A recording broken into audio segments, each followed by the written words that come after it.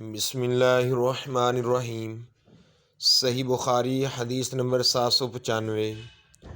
حضرت ابو ہریرہ رضی اللہ تعالی عنہ سے نبی کریم صلی اللہ علیہ وآلہ وسلم جب سمیع اللہ لمن حمیدہ کہتے تو اس کے بعد اللہم ربنا ولک الحمد بھی فرماتے۔ اسی طرح جب آپ صلی اللہ علیہ وآلہ وسلم رکوع میں سر جھکاتے اور سر اٹھاتے تو تکبیر کہتے۔ دونوں سجدوں سے کھڑے ہوتے وقت بھی آپ صلی اللہ علیہ وآلہ وسلم اللہ اکبر کہا کرتے تھے۔ صحیح بخاری حدیث نمبر 796۔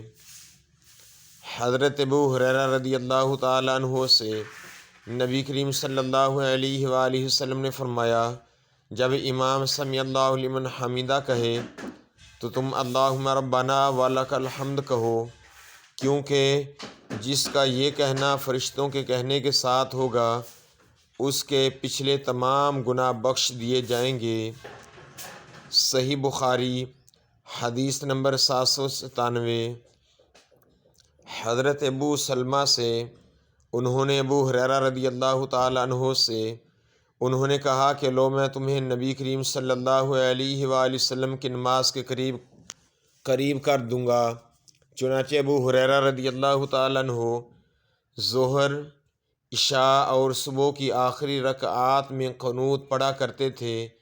سمیع اللہ لمن حمیدہ کے بعد یعنی مومنین کے حق میں دعا کرتے اور کفار پر لعنت بھیجتے۔ صحیح بخاری حدیث نمبر 798۔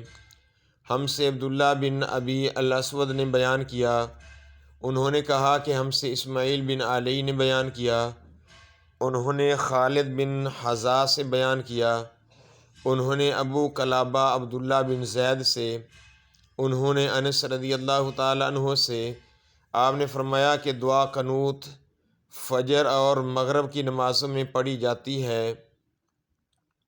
صحیح بخاری حدیث نمبر 799۔ حضرت رفاعہ بن رافع زرقی سے انہوں نے کہا کہ ہم نبی پاک صلی اللہ علیہ وآلہ وسلم کی اقتداء میں نماز پڑھ رہے تھے، جب آپ رکوع سے سر اٹھاتے تو سمیع اللہ لمن حمیدہ کہتے۔ ایک شخص نے پیچھے سے کہا، ربنا ولک الحمد حمدن کثیرن طیبا مبارکن فی۔ آپ صلی اللہ علیہ وآلہ وسلم نے نماز سے فارغ ہو کر دریافت فرمایا کہ کس نے یہ کلمات کہے ہیں؟ اس شخص نے جواب دیا، میں نے۔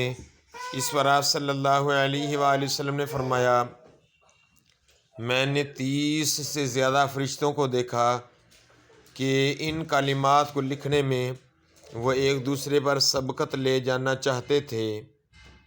صحیح بخاری حدیث نمبر 800۔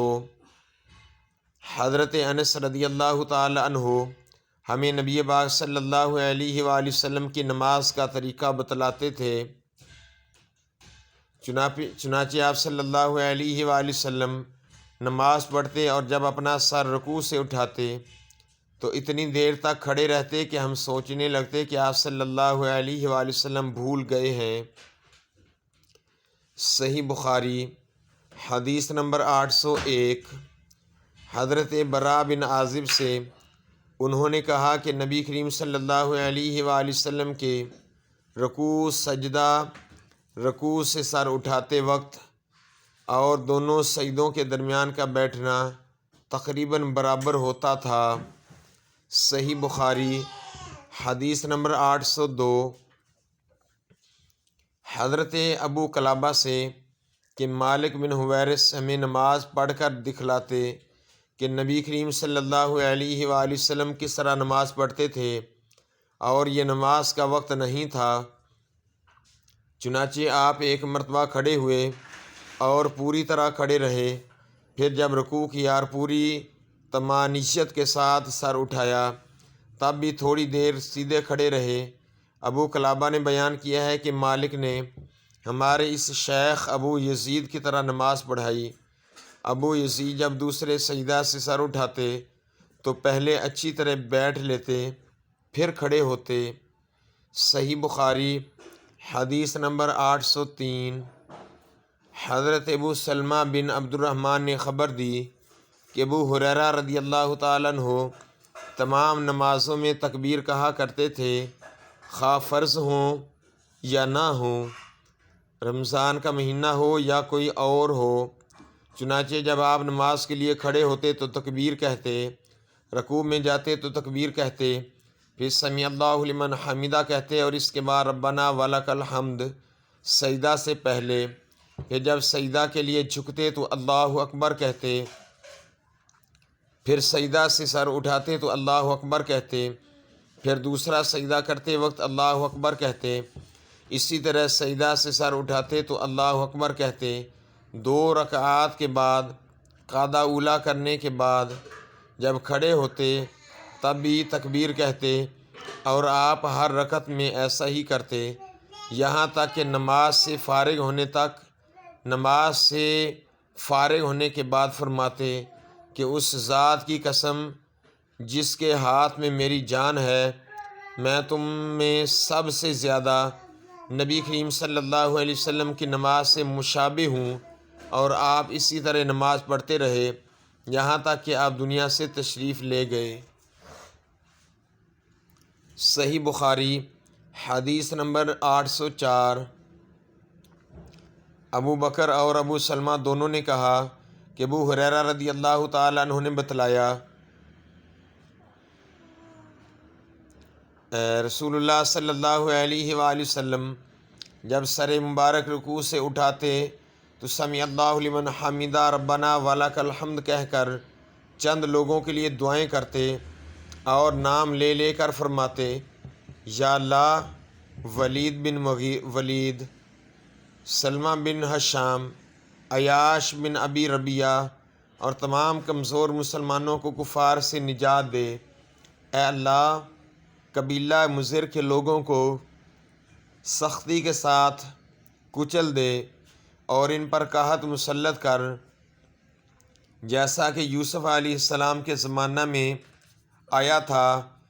ان دنوں پورب والے قبیلہ مضر کے لوگ مخالفین میں تھے۔ صحیح بخاری حدیث نمبر 805۔ حضرت انس بن مالک کو یہ کہتے ہوئے سنا، رسول اللہ صلی اللہ علیہ وآلہ وسلم گھوڑے سے زمین پر گر گئے۔ سفیان نے اکثر بجائے ان فارسن کے من فارسن کہا۔ اس گرنے سے آپ صلی اللہ علیہ وسلم کا دایاں پہلو زخمی ہو گیا، تو ہم آپ صلی اللہ علیہ وآلہ وسلم کی خدمت میں عیادت کی غرض سے حاضر ہوئے۔ اتنے میں نماز کا وقت ہو گیا اور آپ صلی اللہ علیہ وسلم نے ہمیں بیٹھ کر نماز پڑھائی، ہم بھی بیٹھ گئے۔ سفیان نے مرتبہ کہا کہ ہم نے بھی بیٹھ کر نماز پڑھی۔ جب آپ صلی اللہ علیہ وآلہ وسلم نماز سے فارغ ہو گئے تو فرمایا کہ امام اس لیے ہے کہ اس کی اقتداء کی جائے، اس لیے جب وہ تکبیر کہے تم بھی تکبیر کہو، جب رکوع کرے تم بھی رکوع کرو، جب سر اٹھائے تم بھی سر اٹھاؤ، جب وہ سمیع اللہ لمن حمیدہ کہے تو تم ربنا ولک الحمد، اور جب سجدہ کرے تم بھی سجدہ کرو۔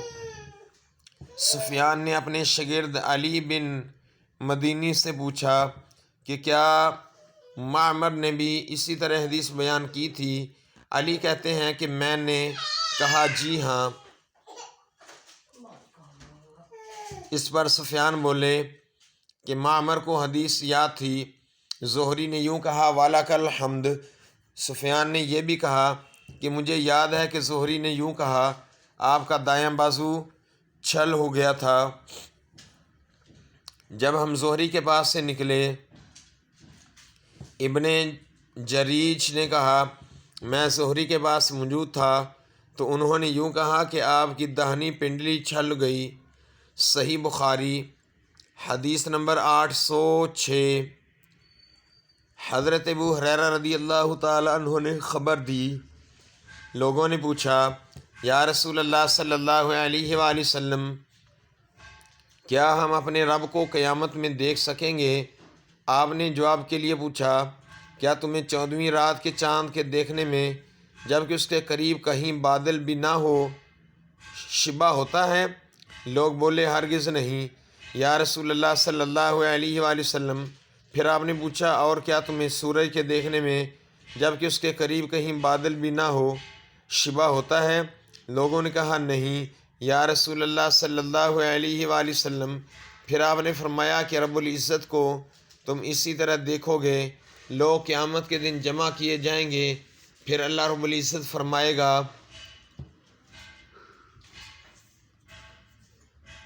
کہ جو جس سے پوچھتا تھا وہ اس کے ساتھ چلا جائے۔ چنانچہ بہت سے لوگ سورج کے پیچھے ہو لیں گے، بہت سے چاند کے اور بہت سے بتوں کے ساتھ ہو لیں گے، یہ امت باقی رہ جائے گی، اس میں منافقین بھی ہوں گے۔ پھر اللہ رب العالمین ایک نئی صورت میں آئے گا اور ان سے کہے گا کہ میں تمہارا رب ہوں۔ وہ منافقین کہیں گے کہ ہم یہیں اپنے رب کے آنے تک کا کھڑے رہیں گے، جب ہمارا رب آئے گا تو ہم اسے پہچان لیں گے۔ پھر اللہ رب العزت ان کے پاس ایسی صورت میں جسے وہ پہچان لیں گے آئے گا اور فرمائے گا کہ میں تمہارا رب ہوں۔ وہ بھی کہیں گے کہ بے شک تو ہمارا رب ہے۔ بس اللہ رب العالمین بلائے گا، پل صراط جہنم کے بیچوں بیچ رکھا جائے گا، اور نبی کریم صلی اللہ علیہ وآلہ وسلم فرماتے ہیں کہ میں اپنی امت کے ساتھ اس سے گزرنے والا سب سے پہلا رسول ہوں گا۔ اس روز سوا انبیاء کے کوئی بھی بات نہ کر سکے گا، اور انبیاء بھی صرف یہ کہیں گے اے اللہ مجھے محفوظ رکھیو، اے اللہ مجھے محفوظ رکھیو۔ اور جہنم میں سعدان کے کانٹوں کی طرح آنکس ہوں گے۔ سعدان کے کانٹے تو تم نے دیکھے ہوں گے۔ صحابہ نے عرض کی ہاں یا رسول اللہ۔ آپ نے فرمایا تو وہ سعدان کے کانٹوں کی طرح ہوں گے، البتہ ان کے طول و عرض کو سوا اللہ تعالیٰ کے اور کوئی نہیں جانتا۔ یہ آنکس لوگوں کو ان کے اعمال کے مطابق کھینچ لیں گے۔ بہت سے لوگ اپنے عمل کی وجہ سے ہلاک ہوں گے، بہت سے ٹکڑے ٹکڑے ہو جائیں گے، پھر ان کی نجات ہوگی۔ جہنمیوں میں سے اللہ رب العالمین جس پر رحم فرمانا چاہے گا تو ملائکہ کو حکم دے گا کہ جو خالص اللہ تعالیٰ ہی کی عبادت کرتے تھے انہیں باہر نکال لو۔ چنانچہ ان کو وہ باہر نکالیں گے اور موحدوں کو سجدوں کے آثار سے پہچانیں گے۔ اللہ رب العزت نے جہنم پر سجدہ کے آثار کا جلانا حرام کر دیا ہے۔ چنانچہ یہ جب جہنم سے نکالے جائیں گے تو اثر سجدہ کے سوا ان کے جسم کے تمام ہی حصوں کو آگ جلا چکی ہوگی۔ جب جہنم سے باہر ہوں گے تو بالکل جل چکے ہوں گے، اس لیے ان پر آب حیات ڈالا جائے گا جس سے وہ اس طرح ابھر آئیں گے جیسے سیلاب کے کوڑے کرکٹ پر سیلاب کے تھمنے کے بعد سبزہ ابھر آتا ہے۔ پھر اللہ رب العزت بندوں کے حساب سے فارغ ہو جائے گا، لیکن ایک شخص جنت اور دوزخ کے درمیان اب بھی باقی رہ جائے گا۔ یہ جنت میں داخل ہونے والا آخری دوزخی شخص ہوگا، اس کا منہ دوزخ کی طرف ہوگا، اس لیے کہا گیا ہے کہ اے میرے رب میرے منہ کو دوزخ کی طرف سے پھیر دے، کیونکہ اس کی بدبو مجھ کو مارے ڈالتی ہے اور اس کی چمک مجھے جلائے دیتی ہے۔ اللہ رب العالمین پوچھے گا کیا اگر تیری یہ تمنا پوری کر دوں تو دوبارہ کوئی نیا سوال تو نہیں کرے گا؟ بندہ کہے گا نہیں تیری بزرگی کی قسم، اور جیسے جیسے اللہ چاہے گا وہ قول و قرار کرے گا۔ آخر اللہ تعالیٰ جہنم کی طرف سے اس کا منہ پھیر دے گا۔ جب وہ جنت کی طرف منہ کرے گا اس کی شادابی نظروں کے سامنے آئی تو اللہ نے جتنی دیر چاہا وہ چپ رہے گا، لیکن پھر بول پڑے گا اے اللہ مجھے جنت کے دروازے کے قریب پہنچا دے۔ اللہ رب العالمین پوچھے گا کیا تو نے عہد و پیمان نہیں باندھا تھا؟ اس پر ایک سوال کے سوا اور کوئی سوال تو نہیں کرے گا۔ بندہ کہے گا اے میرے رب مجھے تیری مخلوق میں سب سے زیادہ بد نصیب نہ ہونا چاہیے۔ اللہ رب العزت فرمائے گا پھر کیا ضمانت ہے کہ اگر تیری یہ تمنا پوری کر دی گئی تو دوسرا سوال تو نہیں کرے گا؟ بندہ کہے گا نہیں تیری عزت کی قسم اب دوسرا سوال کوئی تجھ سے نہیں کروں گا۔ چنانچہ اپنے رب سے ہر طرح عہد و پیمان باندھے گا اور جنت کے دروازے تک پہنچا دیا جائے گا۔ دروازہ پر پہنچ کر جب جنت کی پہنائی تازگی اور مسرتوں کو دیکھے گا تو اللہ رب العالمین کی بارگاہ میں چاہے گا کہ وہ بندہ چپ رہے گا، لیکن آخر بول پڑے گا کہ اللہ مجھے جنت کے اندر پہنچا دے۔ اللہ رب العالمین فرمائے گا افسوس اے ابن آدم، تو ایسا دغا باز کیوں بن گیا؟ کیا ابھی تو نے عہد و پیمان نہیں باندھا تھا کہ جو کچھ مجھے دیا گیا اس سے زیادہ اور کچھ نہ مانگوں گا؟ بندہ کہے گا میرے رب، مجھے اپنی سب سے زیادہ بد نصیب مخلوق نہ بنا۔ اللہ رب العالمین ہنس دے گا اور اسے جنت میں بھی داخلہ کی اجازت عطا فرما دے گا، اور پھر فرمائے گا کہ مانگ کیا ہے، تیری تمنا کیا ہے؟ چنانچہ وہ اپنی تمنائیں اللہ رب العالمین کے سامنے رکھے گا، اور جب تمام تمنائیں ختم ہو جائیں گی تو اللہ رب العالمین فرمائے گا کہ فلاں چیز اور مانگو، فلاں چیز کا مزید سوال کرو، خواہ اللہ پاک ہی یاد دہانی کرائے گا۔ اور جب وہ تمام تمنائیں پوری ہو جائیں گی، ابو سعید خدری نے ابو ہریرہ سے کہا رسول اللہ صلی اللہ علیہ وآلہ وسلم نے فرمایا یہ اور اس سے 10 گنا اور زیادہ تمہیں دی گئیں۔